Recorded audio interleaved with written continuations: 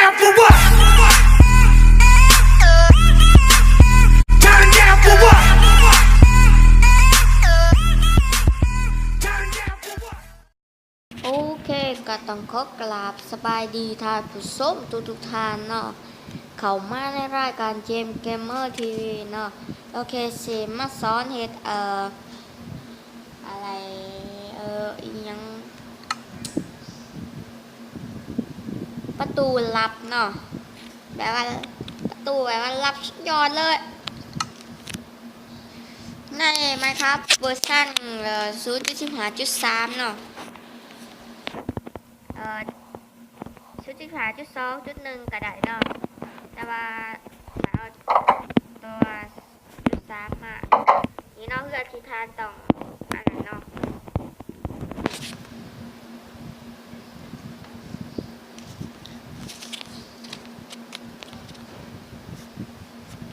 เครื่องก็ต้องมี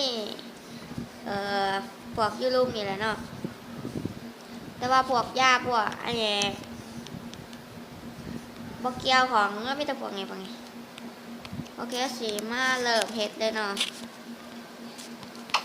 ขั้นตอนเฮ็ดแบบนี่เมียก่อนโอเคสีมาเฮ็ดเลยแบบของให้ร้านคุดอยู่นี่เนาะต้องบล็อกพอดีตัวเข้ากับคุดอยู่แถวอันนี้แบบนี้เลยให้ไปแบบนี้เลยเนาะกับคุดมาจากซี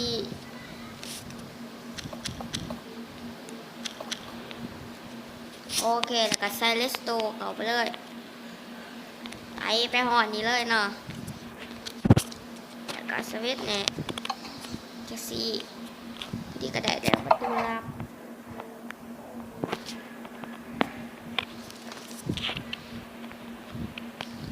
โอเคเขาก็ออกไป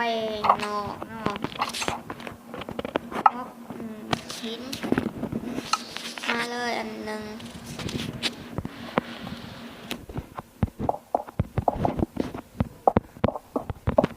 เนี่ยแบบนี้เลยเนาะเพื่อบ่อยคนอื่นบ่อยแบบว่าพวกมูเขานี่หูเนาะว่าเขามีประตูลับเนาะถ้าอยากปิดอยู่นี่ก็ได้เด้อ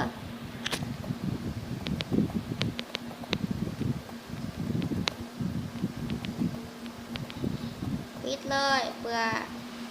ความปลอดภัยในห้องลับเนาะ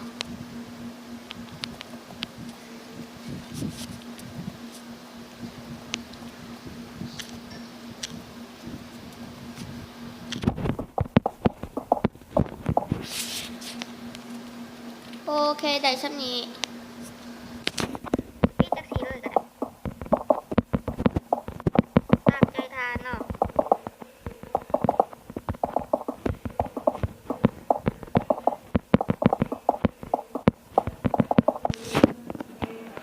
ชั้นนี้ก็เบิ่งบอกกันแหละมันก็สิคือหลังหนึ่งแต่ว่าเข้าไปทวบแล้วก็ให้ท่าปิดอยู่นี่เมียเนาะดึงมานี่เลยปิดอยู่ตรงนี้ปิดอยู่นี่อีก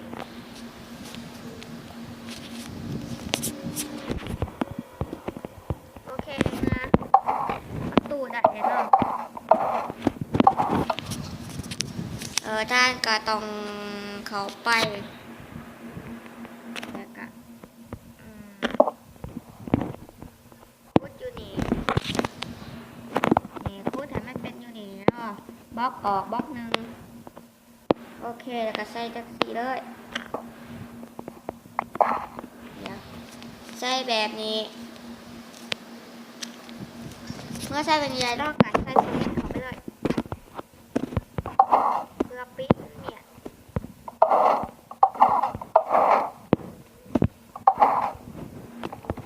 ปิดห้องก็ได้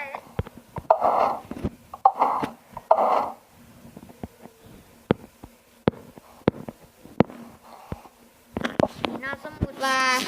มูทานหันแบบ แบบว่าอิหยังเขามาได้เลื่อนเนาะเดี๋ยวทานกับเขาไว้ในนี้แล้วก็ปิดของเหียนเนาะและหมูทานในสวิตช์นี่ก็บ่สามารถเปิดได้เนาะเมื่อทานอยู่ในห้องก็บ่สามารถเปิดได้แต่เมื่อทานอันนั้น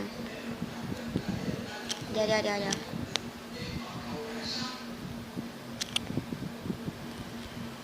เมื่อทานในห้องเนาะแล้วกับปิดอยู่หันเมียนเนาะเดี๋ยวต้องปิดให้ได้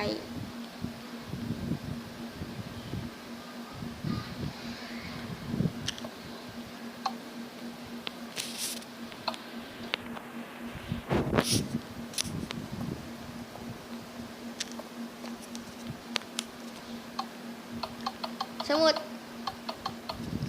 แบบว่าทานอยู่นอกหมูทานอยู่ในหมูทานก็สามารถออกบ่ได้คือกันเนาะโอเคลองเอาไปใส่เบิ่งเด้อ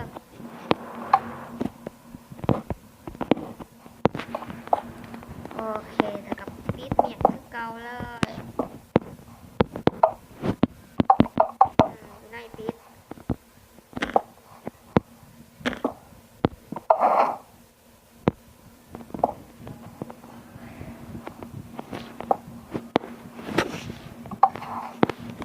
โอเคคลิปนี้ก็ต้องขอลาไปก่อนเนาะแล้วก็อย่าลืมกด subscribe เพื่อเป็นกำลังใจให้คลิปต่อๆไปเนาะโอเคก็ต้องก็ลาก่อนสบายดี Yeah,